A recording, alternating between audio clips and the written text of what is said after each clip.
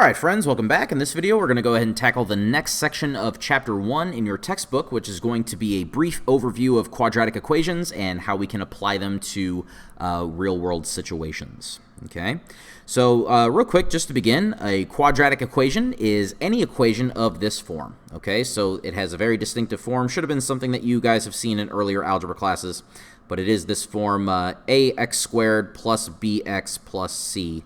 We call that the standard form of a quadratic, okay?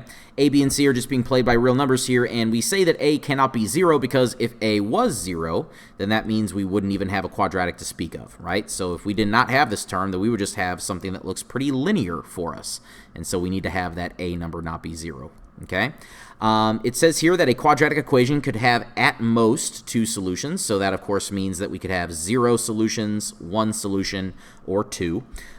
And just to kind of review in this video all the different methods for solving a quadratic that we have, I just want to kind of touch on more of the important things from each method here. And so we're going to start off with factoring, right? So whenever you try to solve a quadratic by factoring, it's always one of those things where you want to have 0 by itself on one side of the equal sign and move everything else to the other side. So you can see down here in part B, we're already ready to go with that, with the equals 0.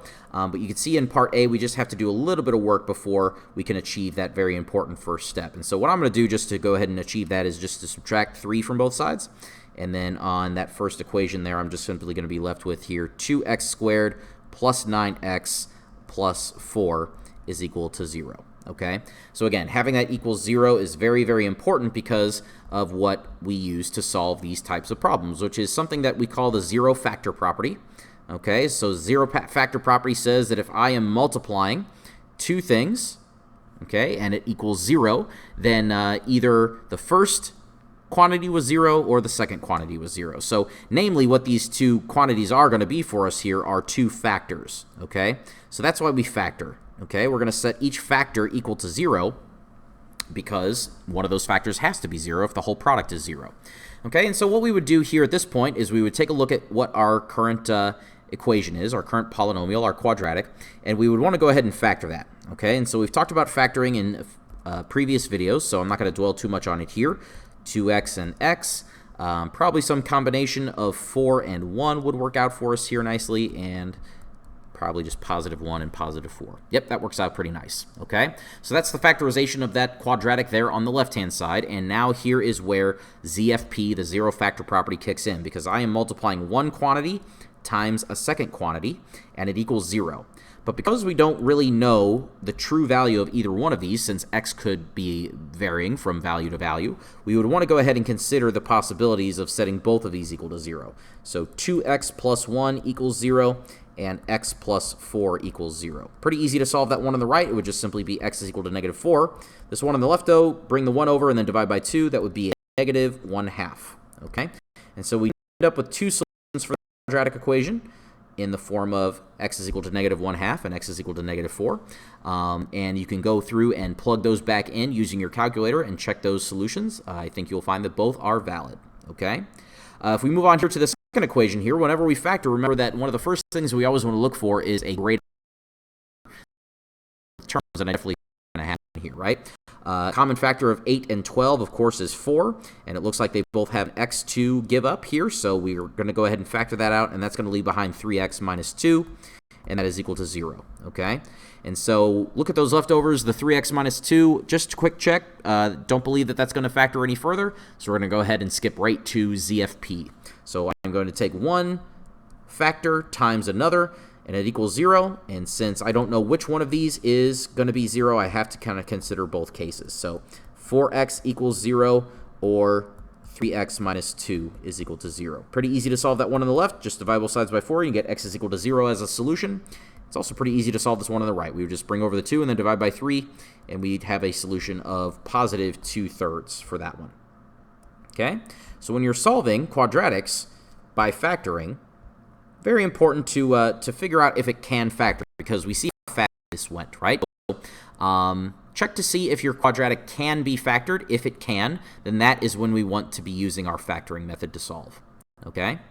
This next method is called extracting square roots, and the way that I want you to think about this, extracting square roots is just a big fancy name for applying inverse operations, okay, or use inverse operations.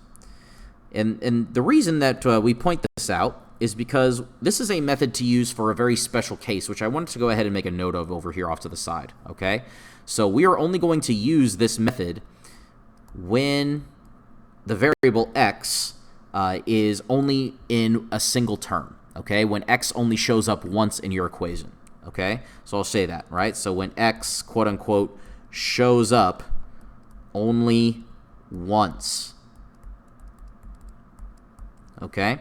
So contrast that with some of the examples that we had previously where x shows up in more than one term. We had x show up in this term and also a second time here in this other term here.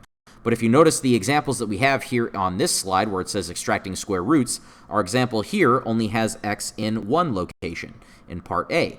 And it's also the same thing for part B. X is only in one location, okay? Namely right here. So when x is in only one location, when you scan through the equation and only circle a single x, that is when you have the green light to apply or extract a square root. And the idea is simple, okay? What we want to do is we want to isolate the, well, actually, let's just kind of go through, right? Let's just apply our inverse operations instead of just talking through it, right? So we want to go ahead and divide by 3 on both sides. That's going to get x squared by itself, so 27 divided by 3, of course, is 9. And then here's why it's called extracting square roots, is because now we would want to go ahead and apply a square root to both sides. That is going to get rid of this exponent of 2, assuming we are applying a plus or minus square root to both sides of this equation, okay? So this is actually going to end up being x is equal to plus or minus the square root of 9, which of course is just 3, okay? And that is 2 solutions for the price of 1, remember, because the plus or minus indicates that we have positive and negative 3. And that's what this first little blurb says right here on this slide, right? So if you ever have something x squared is equal to a value, then the solution is going to be x is equal to plus or minus the square root of that value, okay? For us, it was x squared is equal to 9 in that last example. Okay, here in this next one, we have x by itself yet again. We're going to work from the outside in on doing some of these operations. And so on the left-hand side, I'm going to go ahead and get rid of this exponent of 2 first by applying our good old friend, the plus or minus square root of both sides. Okay? So when we do that, we're just simply going to be left with what was inside the parentheses there, so x minus 3. And that's going to be equal to plus or minus the square root of 36, which is simply just 6. And then I can go ahead and continue to get x by itself by bringing the 3 over. And that is going to be x is equal to positive 3 plus or minus 6. And again, this is something where you can actually do the operations and figure out what our 2 solutions are going to be. If we evaluate the expression with a plus and then with a minus, we're going to figure out our 2 solutions. So x is equal to 3 plus 6, which is 9. X is equal to 3 minus 6, which is negative 3. Okay? So really quick and simple, whenever you have this special case where x only shows up once in your whole equation, that's when you can start to use some of those inverse operations to get that x by itself, and that will solve your equation. This next method, completing the square, will work with any quadratic that you want. But one of the key things that we need to kind of keep in mind whenever we do completing the square is we do need to kind of work towards this form right here. So some special things about the form that you're looking at. We always want to have a leading coefficient of 1 before we have the green light to do completing the square. Okay. Also, this number right here, playing the role of b, this is not so much necessary as it is a helpful tip. You only want to kind of use completing the square when that b number is even. Okay, if it's an even number, then we're going to be able to use completing the square pretty easily. And the reason for that is because in order to complete the square, you're going to need to introduce a term to both sides of your equal sign. And that term is given to us in this form right here. It's the b divided by 2 all to the power of 2. And if b is an even number, then that's going to mean that we can divide it by 2 pretty darn easily instead of it being an odd number where we might have to work with fractions in that problem, which are a little bit more annoying. Okay? And so what we're going to do here, as demonstrated, is we're going to introduce that term to both sides. And what that does here, it says in a special note that if you have something of this form, then according to your special factoring formulas, that's going to automatically factor into this form right here. And again, why is that nice? Well, because x only shows up in one location in that expression, whereas before it showed up twice. And if it only shows up once, then that means we could start using our inverse operations to isolate x. just like we talked about with extracting square roots, okay? And so I want to go ahead and demonstrate that, and we'll demonstrate that here with this example here down below. So a couple of key hints that completing the square would be a really good method to use here are the fact that we have a leading coefficient of 1, and playing the role of b in this equation is an even number. It's -6. And so that means we're going to have a green light to go ahead and apply completing the square in a very easy way here. So we're going to go ahead and start by moving that constant of 3 over to the other side. Okay, and then we're going to be left here simply with x squared minus 6x is equal to 0 plus 3, which is 3. And you'll notice that I left a space there because we are now going to go ahead and calculate that special term that we need to introduce to both sides. Remember, that was our b number, which is -6, divided by 2, and then square the result. Okay, so -6 divided by 2 is -3. Square that result. -3 squared, that of course is going to make a +9. So for that reason, I'm going to introduce a +9 to the left-hand side, which of course is going to convert that left-hand side into x minus 3 squared, according to our special factoring formulas. But then remember, whatever you do to one side, you have to do to the other side. So if I added 9 to the left, I have to add 9 to the right, and that's going to turn my right-hand side into 3 plus 9, which of course is a 12. Okay? We'll go ahead and do one of these little continuity lines right here. There we go. We'll continue right here. And what we're going to need to do next is apply a square root of both sides, because we need to get rid of this exponent of 2. Now that we have x in just a single place, we're going to go ahead and start to isolate it, and we could do that with a plus or minus square root of both sides to start. Okay? So that's going to leave us on the left-hand side with x minus 3. And then on the right-hand side, since that's plus or minus the square root of 12, we would always want to write our square roots as simplified radicals. And so I believe if you were to go through the process on that, that would be plus or minus 2 square roots of 3. Okay? And so now we're here. It's at this point that we would now want to go through and add 3 to both sides. And just for the sake of writing this simply, we'll say that x here is, since we added 3 to both sides, I'll pick up with a positive 3, and then simply say plus or minus 2 square roots of 3. Okay? And that will be our solutions for this quadratic. Okay? So when you complete the square, very easy to do, assuming your leading coefficient is 1 and your b term is even. Okay? That doesn't always happen, though. So let's talk about how to complete the square whenever that's not really the case. Okay? So like here on this next example in number 1, we have the leading coefficient is not a 1, instead it's a 2. Okay? What we're going to do here is we're going to factor out a greatest common factor from the left-hand side so that we can get that leading coefficient to be 1. And I think it's pretty obvious here that we can go ahead and factor out a 2. And what that's going to leave behind here is x squared, with a coefficient of 1 on that, by the way. That's important. And then plus 4x. And then I'll leave some space. That's equal to the 6 that we had on the right-hand side. Okay? So our b term is even. It's a positive 4. So we're going to go ahead and introduce that special term. Take your b, divide it by 2, and square it. So 4 divided by 2 makes 2. If we were to square that, we would get 4. So I'm going to go ahead and introduce a plus 4 here in that space that I left. And that, of course, means that I do need to go ahead and introduce something over to the right, but we do need to be a little bit careful, because what we really introduced is not just plus 4. We introduced whatever 2 times 4 is to this problem, okay? Because keep in mind, we introduced the 4 inside those parentheses that was all being multiplied times 2. So what that's going to mean is we're going to have to introduce on the other side whatever 2 times 4 is, and of course that's going to be plus 8. Okay, so we are going to need to be a little bit careful in these typical types of situations where we have to factor something out before completing the square. And so now that we've completed the square there, we could just go ahead and write this as the factor of 2 out front times x plus 2 all squared. Okay, that would be the way to write that as a binomial squared according to our special factoring formulas from a couple of lessons ago. And then on the right-hand side, we just have 6 plus 8, and that is going to give us 14. And again, the reason that this is handy now is because x only shows up in a single location instead of showing up in 2 different locations like in the previous line. So that means we can go through and start to do some steps to isolate that, okay? I'm actually not going to show the steps here in the video for being able to do that. I will just go ahead and share with you the actual result of that. So that would be x is equal to plus or minus the square root of 7 all over, or sorry, that's not all over. That would be, sorry, I'm trying to do this into my head. -2 plus or minus the square root of 7 is what that would end up being. There we go. That's the right conclusion there. Sorry, trying to do things in my head and think about making a video at the same time. Mistakes are going to happen, but no mistakes there. I believe that's the right conclusion, okay?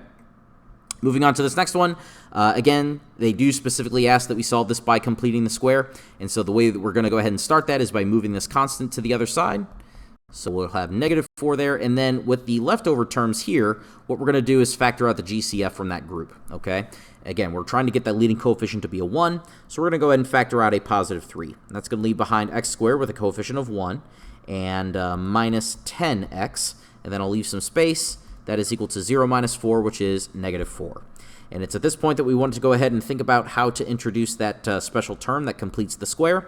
That's going to be able to that's going to be taking the -10 divided by 2 and then square that. So -10 divided by 2 is -5. If you were to square that number, that would give you +25. So I'm going to go ahead and add 25 inside the parentheses there, keeping in mind that what I really introduced to that left-hand side is whatever 3 times 25 is. And if you do the mental math on that, that is simply going to be 75. Okay, so I'm going to go ahead and add 75 to the right-hand side. Okay, that gives us the ability to go ahead and write this in a shorter way. That is going to be 3 times the quantity x minus 5 all squared, and that is going to be equal to 71. And now we have written this so that x only shows up in a single location, so now we can go ahead and use our inverse operations in order to go ahead and solve this, okay? Now I am going to go ahead and show the steps for this because something happens here at the end that I want us to be aware of. So we're going to start this off by dividing by 3, and then we're going to have x minus 5 all squared on the left-hand side, and that is equal to 71 over 3. 3 does not go into 71 evenly. We would pick up here with a plus or minus the square root of on both sides of the equation. So plus or minus the square root of the left, plus or minus the square root of the right, and we're going to be left with this. So x minus 5 is equal to plus or minus the square root of 71 over 3. And I want to pause there because we do have a situation where the denominator of a fraction is underneath the root. And remember, that's never something that we really like to see. This is going to have to be something that we rationalize the denominator for, all right? And that's easily done here because the denominator already is a 3, so what I might do is just go ahead and introduce another copy of 3 times 3 to the bottom, which of course is going to mean that I'm going to introduce a times 3 to the top, okay? What that's going to do is it's going to make 3 squared in the bottom, and because that's 3 squared, that is the index on our root is a 2, so that can leave the denominator and just leave us with a 3 in the denominator. And then in the numerator, we're going to be left with the square root of whatever 71 times 3 is, and I believe I have that written down here somewhere really quickly. That is going to give us 213, okay? So 213, the square root of, and keep in mind that's a plus or minus. And that is equal to x minus 5 on the left-hand side, which in case we want to go ahead and pick up here with adding 5 to both sides.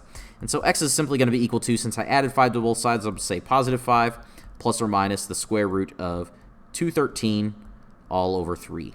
And that would be the exact form of my solution set for this quadratic. Moving right along, we have a way for solving quadratics that is foolproof, right? This will always work assuming you already have the equation written into this form. And not a lot of people remember that quadratic formula is basically an if-then, right? So it says if you've got your equation in this form right here, then you are allowed to apply this formula for finding the solutions of that equation, okay? So we do need to make sure that the equation is written in the form that we need first before we can apply our quadratic formula to the problem. So let's just go ahead and make sure that that's the case here in this next example, right? So it definitely looks like we have something of the form ax squared plus bx plus c equals 0. We can go ahead and really quickly point out the values of a, b, and c real quick. Playing the role of a, I believe, is 1. Playing the role of b is going to be a -5. And playing the role of c, I believe, is going to be a -2. Okay? So now that we have that, we're going to go ahead and pick up here with the quadratic formula, which is going to tell us exactly what x is going to be equal to here in this equation. So x is equal to, and then the way that this goes is, again, the opposite sign of b. Since b is already -5, we'll go ahead and pick up with a +5, the opposite sign of b, plus or minus the square root of b squared minus 4ac. Okay, and that b squared minus 4ac, I'll come back up here to the quadratic formula here for a second. That quantity underneath that square root in the quadratic formula is so important that we go ahead and give that a name, okay? The name that we give that expression underneath the square root here is the discriminant, okay? So this expression right here is something we call the discriminant. And depending Depending on the value of your discriminant, it's going to tell you what kind of solutions you have and also how many, right? So when I say what kind, I mean if your solutions are going to be real or imaginary, and then, of course, it's going to tell you how many. Are you going to have 0? Are you going to have 1? Or are you going to have solution? Is really try my best to calculate mentally if I can, okay? Sometimes playing the role of A, B, and C in your quadratic formula are numbers that are just super incredibly big, and it's going to be hard to kind of do those with some mental math. But our numbers are relatively small here, so I would really highly encourage you to calculate your discriminant mentally. So that would be B squared. Our B is -5, so if we were to square that number, that would be 25, okay? So we have to take 25 minus 4AC. So that would be 4 times A, which is times C, which is -2. Okay, so 4 times 1 times -2, that would make -8, and that would be saying 25 minus -8, that would be saying 25 plus 8, and that, of course, is going to give us 33, okay? So again, just to kind of talk through how we might go ahead and do that mentally, again, if you can get into the habit of that, that's just going to mean you're going to be able to finish these problems that much quicker. And then this is all over 2 times A, which is 2 times 1, or in other words, that is just not 0. Apparently OneNote thought that I wanted to write a 0 there. No, thank you. I can't divide by 0, OneNote. Divide by 2. There we go. Okay. It would be at this point that I would want to try to see if any of this would simplify at all, especially taking a look at the discriminant under the root. The discriminant for us turns out to be a prime number 33, so there's no perfect square factors that go into 33 besides 1. So this is the best that we can do in order to simplify this as much as possible. So I'll just go ahead and box that as our final solution. Another example here of quadratic formula. Again, taking a look here, we always need to make sure that our quadratic equation is in standard form. We have the equals 0 before we begin, so I'm going to go ahead and begin that by adding 3 to both sides of this equation. And we're going to be left here with 25x squared. I'm trying to keep my ink colors consistent here, and OneNote is not allowing me to do that. Okay, here we go. 25x squared minus 20x plus 3 is equal to 0, okay? So, playing the role of A, B, and C, really quick. Playing the role of A is 25, playing the role of B, -20, and playing the role of C is +3, okay? So it would be at this point that we would now want to go ahead and apply the formula. So that goes x is equal to the opposite sign of B. Our B is -20. The opposite sign of that would be +20. Plus or minus the square root of the discriminant. Now, our numbers are relatively big here, so I am going to actually go ahead and write out this discriminant, right? So that would be -20 squared minus 4 times A, which is 25, times C, which is 3, okay? Now, that might be something that you can do mentally, maybe not, but there's no shame in using the calculator when the numbers are super, super big like this, okay? And I'll just go ahead and share with you here that the discriminant, when you calculate it, turns out to be let me check my notes here. That just turns out to be simply 100, actually. Okay? So the discriminant there actually just turns out to be 100. And so we could write this as x is equal to 20 plus or minus. That would be the square root of 100, and that is just actually going to be 10. So 20 plus or minus 10 all over 2 times 25, which of course is 50. And to evaluate both of our solutions here, we would just want to go ahead and evaluate this expression with the minus and then evaluate it with the plus, okay? So 20 minus 10 all over 50 would be 10 over 50, and that would simply just be 1 over 5. So we end up with that solution, x is equal to 1 over 5 here, okay?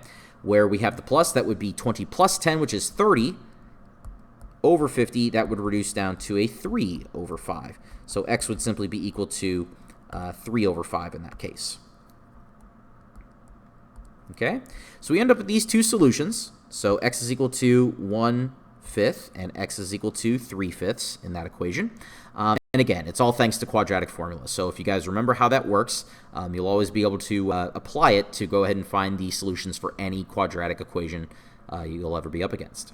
Okay, a couple of application problems and then we'll call it a video. So here we are dropping the wrench from a top of a building, and it looks like, according to the picture over here, that building is going to be 235 feet tall. Okay, our question is this following question right here: how long does it take for the wrench to hit the ground?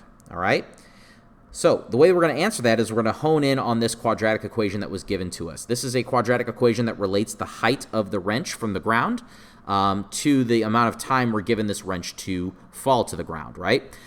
So because the question asked us how long, that is a question of time. So they're basically asking, what is t when the wrench hits the ground, okay?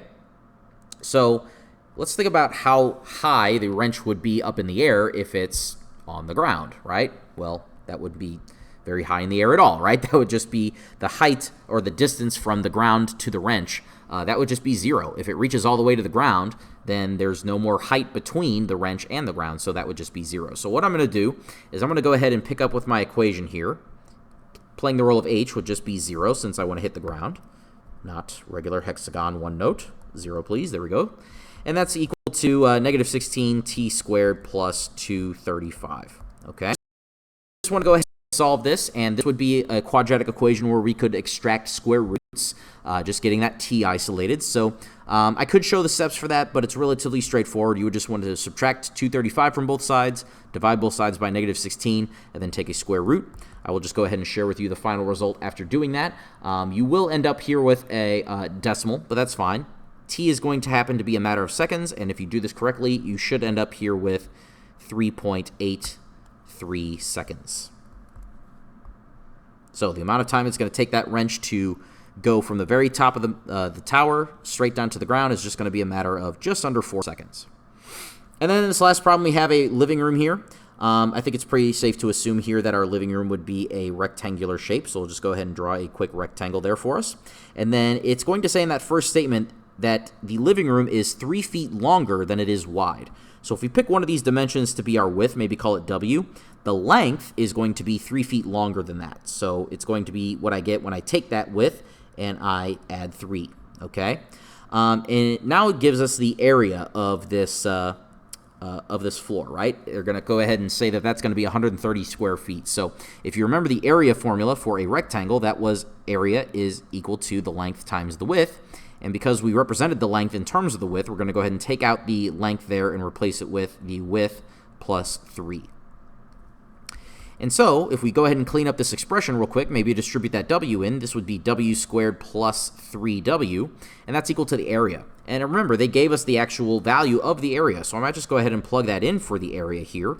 And you might notice that this is written in a little bit more of a form of a quadratic equation. If I bring the 130 over, I would have 0 is equal to w squared plus 3w minus 130, and this would just have to be an equation that I would want to go ahead and solve here, okay? This one is pretty easily factored, right? You can go ahead and factor this into w plus 13 times w minus 10, and zero factor property would then say that the width could either equal negative 13 or the width could equal positive 10. Well, we would just have to kind of look at our answers here and pick the one that makes the most sense within the context of the problem. Lengths can never be negative, so I'm going to throw out my negative answer, and I'm going to go ahead and keep my, my positive answer there of w is equal to 10, okay? So that means that the width of my rectangle over here, my floor of my rectangular room, that's just going to be 10 feet, okay? And if the length is just 3 more than that, that's just simply going to be 10 plus 3, or in other words, that's going to make 13 feet. Okay, so the dimensions of the room are 10 feet by 13 feet, thanks to modeling the situation with a quadratic equation. Okay? So there we go. All right, so it's my hope that this video has been of some help to you. Again, just a quick overview of how to solve various quadratic equations, and then how to take care of a couple of application problems involving quadratics. So let me know if you guys have any questions at all. Thank you very much for your attention. That's all I have for this one, and I will speak to you guys in the next one.